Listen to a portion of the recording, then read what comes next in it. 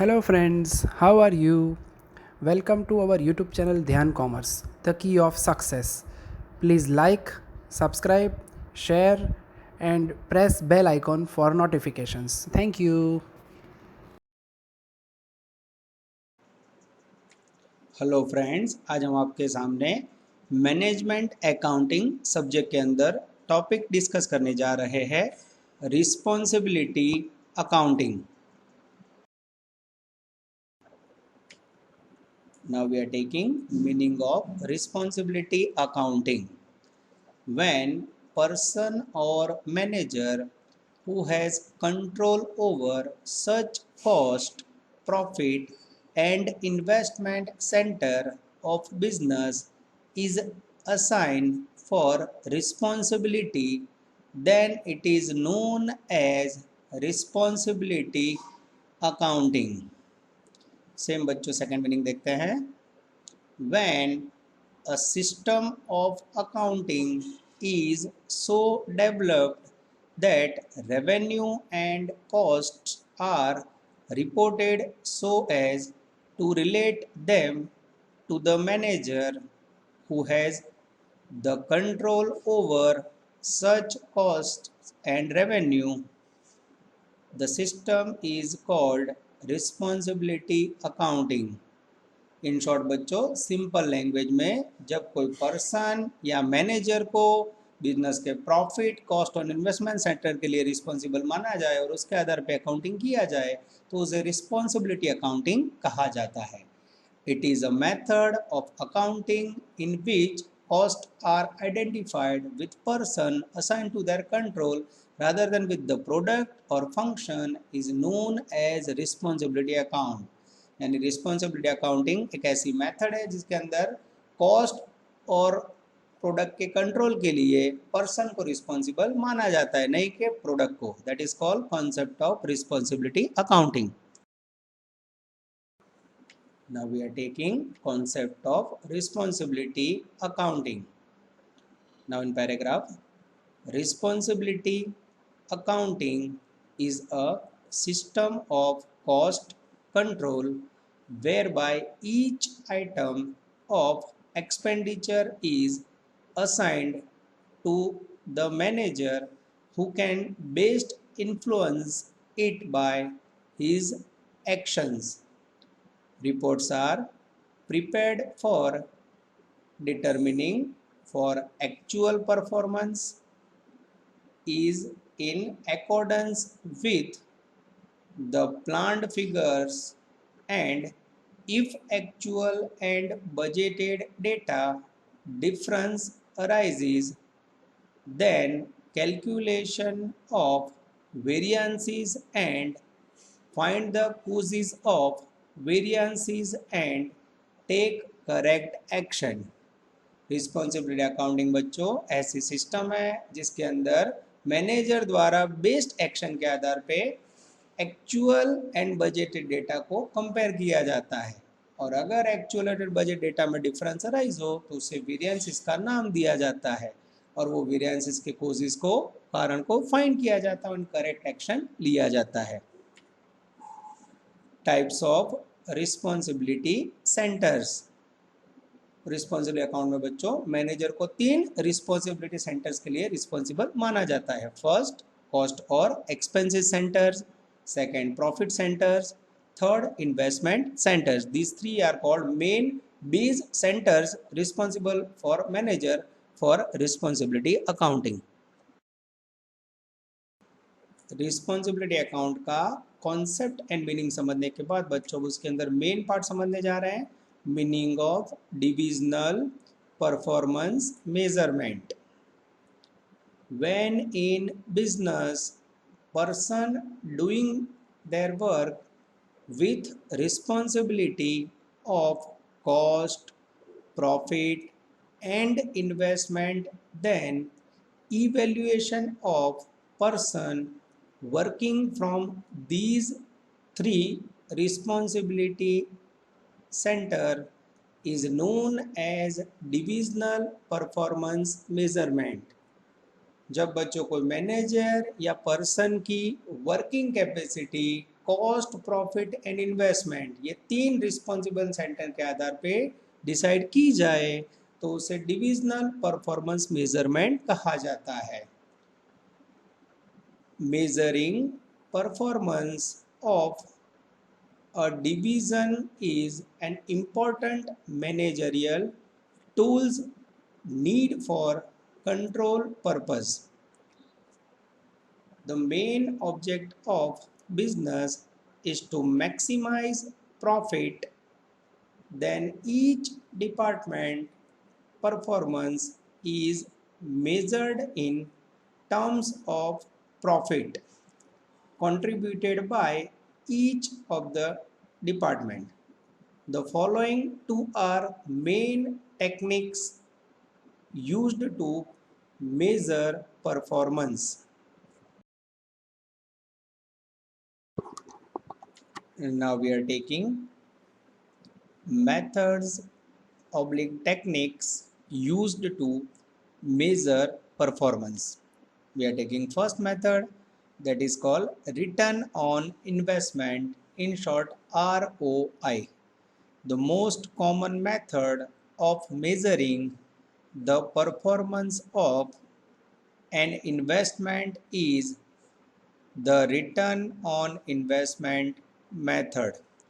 ROI is used as measure of success or failure of company or its divisions.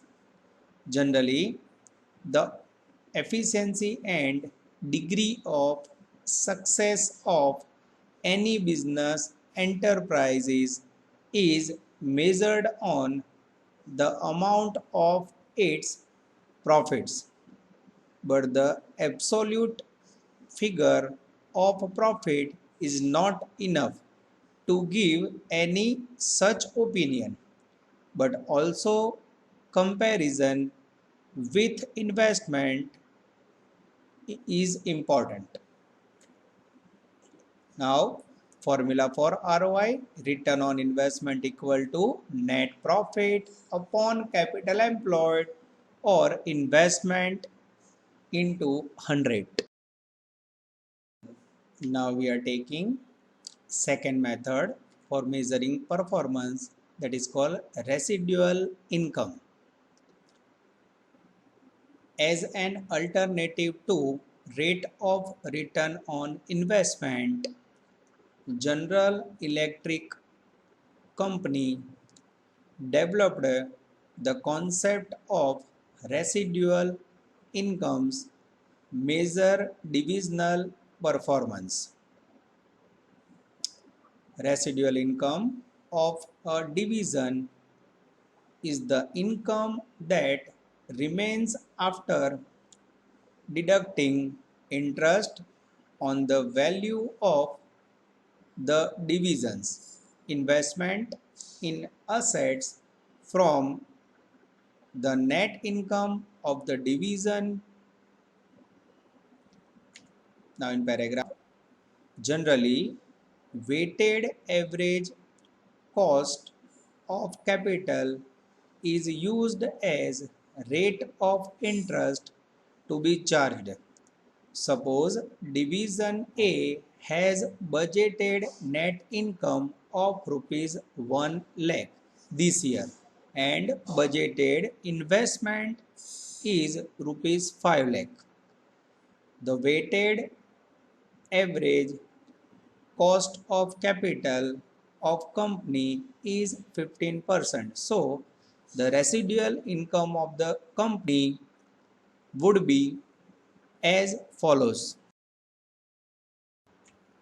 Now residual income का calculation हम continue करेंगे. सबसे पहले example जो हमने देखा उसमें डिविजनल नेट इनकम अवेलेबल है रुपीज़ 1 लाख, जिसमें से हम डिडक्ट करेंगे 15% weighted average cost on rupees 5 lakh investment equal to rupees 75,000. Divisional net income में से 15% कॉस्ट ऑफ कैपिटल इन्वेस्टमेंट के ऊपर डिडक्ट करने के बाद हमें रिसीव होगा रेसिडुअल इनकम रुपीज़ 25,000. इन सिंपल लाइन फॉर्मूला समझना हो तो residual income equal to operating income less cost of capital. अब बच्चों और बहुत सारे फॉर्मूला है जिसका यूज हमें रिस्पॉन्सिबिलिटी अकाउंटिंग में करना है। First formula, turnover equal to sales upon operating assets into 100. Second, profit margin या फिर net profit ratio equal to operating profit upon sales into 100. Third important formula, minimum required rate of return equal to minimum return upon operating assets into 100. हम यहाँ बच्चों noting में minimum return का formula लिखेंगे, minimum return equal to operating income minus residual income. बच्चों responsibility accounting को अच्छी तरह समझने के लिए आपके सामने एक एग्जांपल लेने जा रहे हैं। Example number 1, division X and Y both considering investment on new project. X and Y division एक नया प्रोजेक्ट के अंदर इन्वेस्ट करना चाहते हैं। We have 3 columns, particular, division X, division Y. सबसे पहले इन्वेस्टमेंट है, डिवीजन एक्स में 5 लाख, डिवीजन वाई में 5 lakh. Net return on investment यानी नेट प्रॉफिट डिवीजन एक्स में 80,000, division Y 55। Current ROI return on investment present में डिवीजन एक्स में 18%, division Y में 11%। The cost of capital of company is 13%। Determined which project should be accept और reject on the basis of ROI यानी return on investment, RI यानी residual income. अब बच्चों हमारे पास दो डिवीजन है एक्स एंड वाई, जिसके अंदर investment, profit and current ROI है। इसके ऊपर से हमें उसका return on investment and residual income find करना है। अब हम लोग कैलकुलेशन स्टार्ट करने जा रहे हैं। सबसे पहले आंसर्स, सबसे पहले आरओआई जिसका फुल मीनिंग है रिटर्न ऑन इन्वेस्टमेंट, जिसका फॉर्मूला है बच्चों ROI equal to net profit upon investment into 100। अब हम देख सकते हैं कि डिवीजन एक्स के अंदर नेट प्रॉफिट 80,000 रुपीज है एंड नेट इन्वेस्टमेंट है टोटल 5 लाख रुपीज। इनटू 100 करने के बाद इसको डिवाइड करोगे आप कैलकुलेटर से तो हमें रिटर्न रिसीव होगा 16%। सेम कैलकुलेशन करना हमें डिवीजन y के लिए, जिसमें हमारे पास नेट रिटर्न या प्रॉफिट है 55,000 रुपीज, जिसमें इन्वेस्टमेंट सेम है 5 लाख रुपीज, जिससे हम डिवाइड करेंगे तो हमें रिसीव होगा रिटर्न 11%। अब अगर ROI को कंपेयर किया जाए बच्चों तो डिवीजन एक्स में present ROI return on investment 18% है और प्रोजेक्ट नया यूज करे तो उसमें 16% यानी करंट पोजीशन से पोजीशन डाउन है। डिवीजन वाई देखा जाए बच्चों तो करंट में रिटर्न 11% है और वाई के अंदर नए प्रोजेक्ट में भी रिटर्न 11% है, यानी as per ROI option Y is better, ऐसा हम कह सकते हैं। Second answer residual income.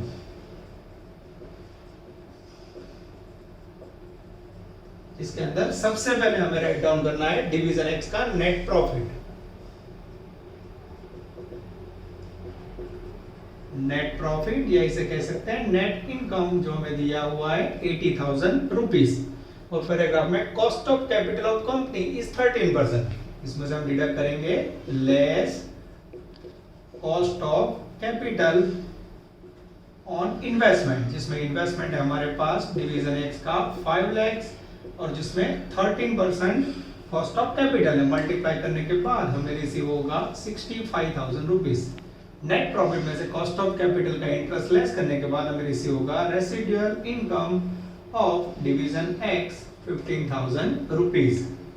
Now same working for division Y, जिसके अंदर हमारे पास नेट प्रॉफिट अवेलेबल है 55,000, जिसमें से हम डिडक्ट करेंगे same less cost of capital on investment, जिसमें इन्वेस्टमेंट सेम 5 लाख है एंड कॉस्ट ऑफ कैपिटल का रेट दोनों में कॉमन है 13%। डिडक्ट करने के बाद हमें रिसीव होगा 65।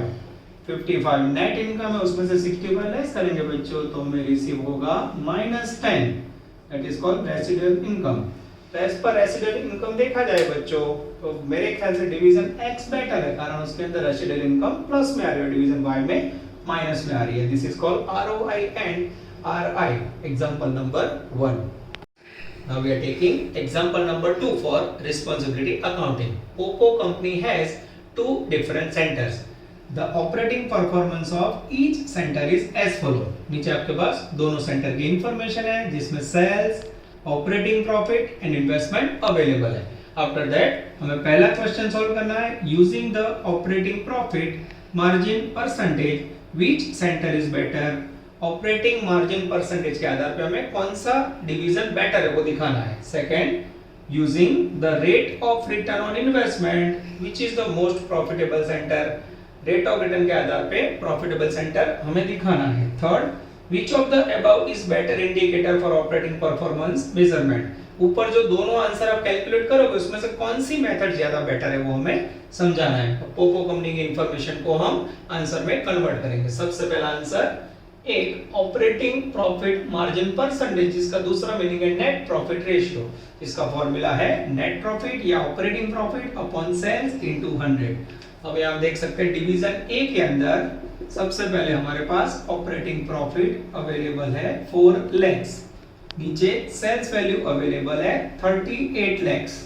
इनटू 100 करके बच्चों कैलसी से आंसर निकालेंगे तो हमें आंसर रिसीव होगा 10.53%. सेम जाएंगे हम डिवीजन बी के लिए जिसमें हमारे पास ऑपरेटिंग प्रॉफिट अवेलेबल है 10 lakhs. नीचे टोटल सेल अवेलेबल है 170 lakhs जिसको इनटू 100 करने के बाद हमें ऑपरेटिंग प्रॉफिट परसेंटेज रिसीव होंगे 5.88%. तो यहाँ अगर ऑपरेटिंग प्रॉफिट का बेस लिया जाए बच्चों तो हमें दिखाई दे रहा है कि ऑप्शन ए इज बेटर. इसके अंदर प्रॉफिट रेशियो हाई आने जा रहा है. Now we are taking second answer.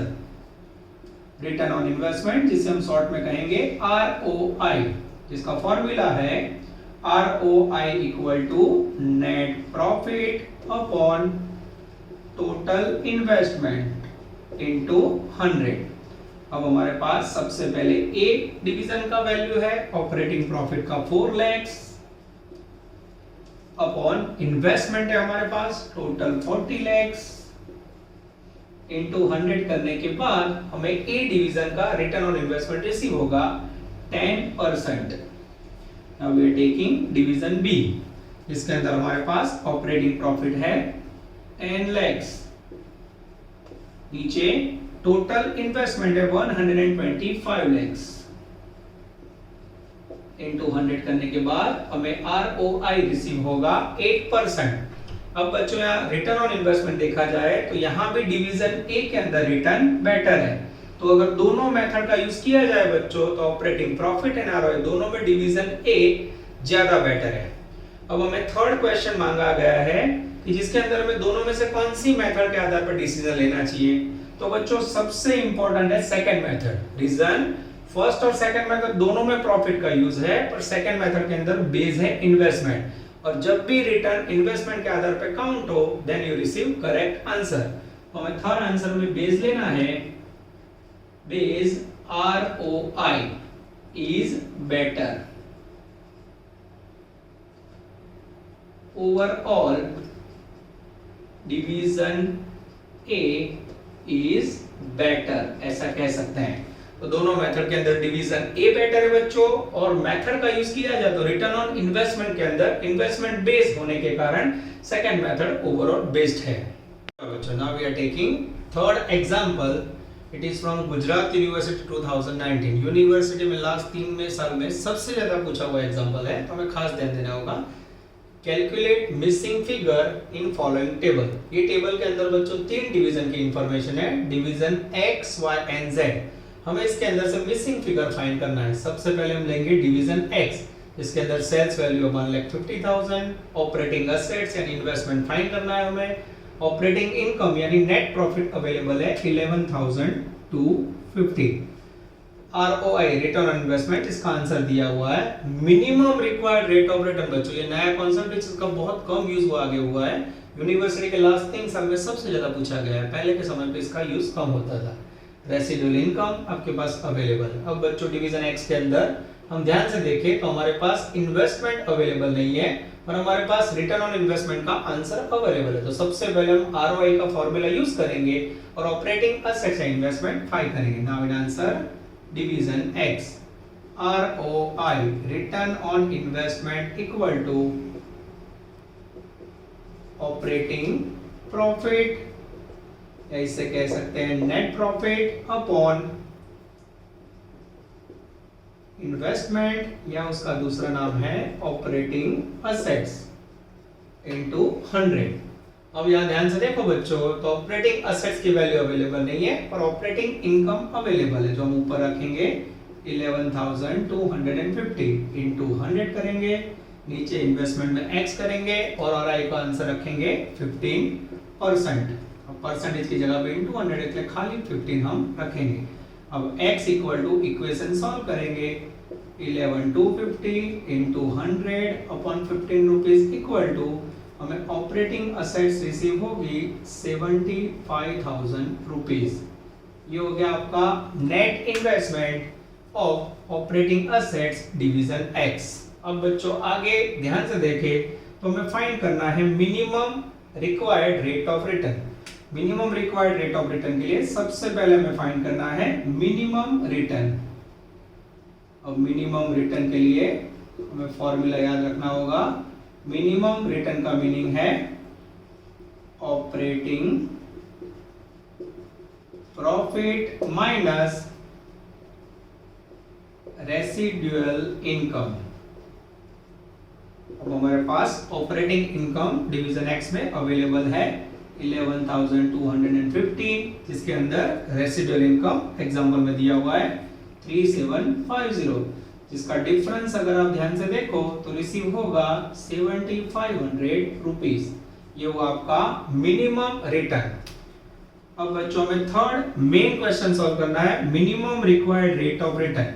इसका फॉर्मूला होगा minimum required rate of return equal to minimum return upon operating assets या फिर इन्वेस्टमेंट इनटू 100।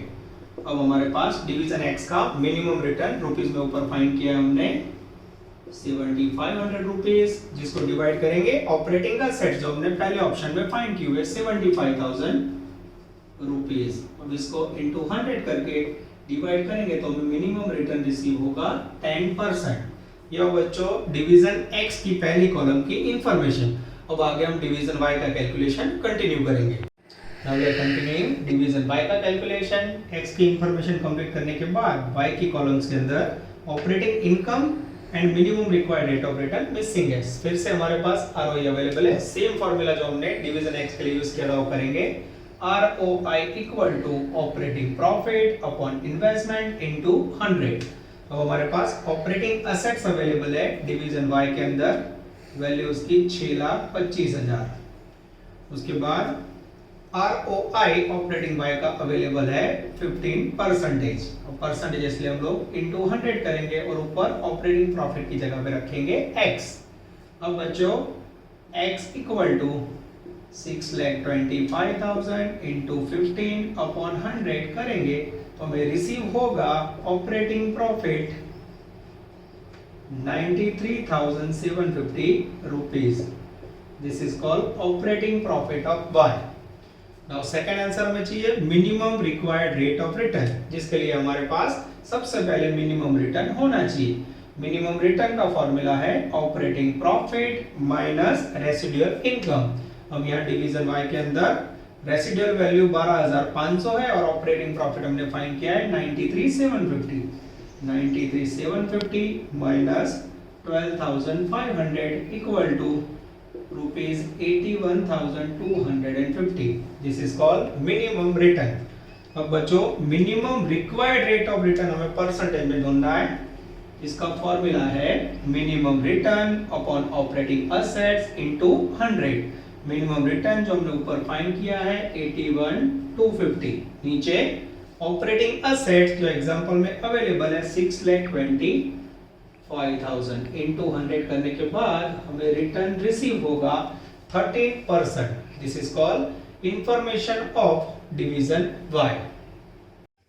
अब बच्चों डिवीजन x y की इंफॉर्मेशन के बाद डिवीजन z की जो कॉलम में मिसिंग है वो इंफॉर्मेशन हम लोग फाइंड करेंगे. डिवीजन z के अंदर हमारे पास अगेन ऑपरेटिंग एसेट मिसिंग है और इंफॉर्मेशन में ROI का आंसर अवेलेबल है. तो सबसे पहले आंसर में division Z ROI return on investment equal to operating profit upon operating assets into 100. अब हमारे पास ROI का आंसर अवेलेबल है 25. ऑपरेटिंग प्रॉफिट हमारे पास अवेलेबल है 25,000.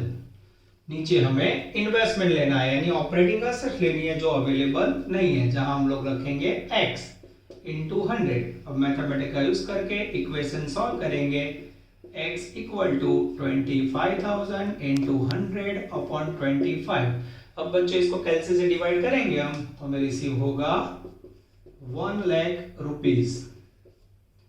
This is called operating assets. अब आगे minimum required rate of return percentage में फाइंड करना हो तो सबसे पहले मिनिमम रिटर्न हमारे पास होना चाहिए, जिसका फॉर्मूला है operating profit minus residual income. Operating profit हम यहाँ एग्जांपल में दिया हुआ है डिवीजन Z में से लेंगे 25,000 माइनस रेसिडुअल इनकम जो आप देख सकते हो नीचे दिया हुआ है 0 नील. यानी हमारे पास मिनिमम रिटर्न सेम रहेगा जो आपका ऑपरेटिंग प्रॉफिट है. Now we are taking third main answer, minimum required rate of return equal to minimum return upon operating assets into 100. Minimum return जो हमने ऊपर फाइंड किया है यहाँ लिख रहे हैं जिससे देखने में आसानी हो 25,000 रुपीज. नीचे ऑपरेटिंग एसेट्स जो हमारे पास एग्जांपल में हमने फाइंड किया है 1 लाख रुपए, वो यहाँ ऐड करेंगे इनटू 100 करके आंसर करेंगे तो हमें रिटर्न रिसीव होगा 25%. यानी डिवीजन Z के अंदर ऑपरेटिंग एसेट्स हमने फाइंड की 1 लाख, मिनिमम रिटर्न फाइंड किया 25 and minimum rate of return percentage में 25% आया. बच्चों ये क्वेश्चन यूनिवर्सिटी के लास्ट 3 साल में बहुत ज्यादा पूछा गया था. It's a very important question. इस प्रकार का एग्जांपल आपको खास रिपीट करना है. सेम आप लोग होमवर्क में गुजरात यूनिवर्सिटी 2018 का सेम क्वेश्चन प्रैक्टिस कर सकते हो. Now we are taking important MCQ of responsibility accounting. MCQ number 1. Responsibility accounting is a system of, we have a 4 option. A. Cost accounting. B. Finance accounting. C. Management accounting. D. All of the above. सही answer है बच्चों C. Management accounting. Second MCQ. A company's ROI would generally increased when, first option A, assets increase, B, selling price decrease, C, cost increase, D, cost decrease. सही answer है C, cost increase, then ROI would increase. MCQ number 3. The basic purpose of responsibility accounting system is option A authority, option B budgeting, option C variance analysis, option D motivation. सही answer है बच्चों C variance analysis is the basic purpose of responsibility accounting. Now we are taking MCQ number 4. Responsibility accounting is a part of option A global responsibility system, option B internal reporting system, option C external reporting system, option D cost decrease. सही answer है B internal reporting system. MCQ number 5. An accounting system that collects and reports revenues and cost data by areas of responsibility is called A. Responsibility accounting, B. Management accounting, C. Advanced management accounting, D. All of the above. सही answer है बच्चों A, responsibility accounting. Last MCQ 6, controllable profit equal to, first A option return on investment, B revenue minus controllable expenses, C revenue minus variable cost, D revenue minus fixed cost. सही answer है B, controllable profit equal to revenue minus controllable expenses. Please like, subscribe, share and press bell icon for notifications.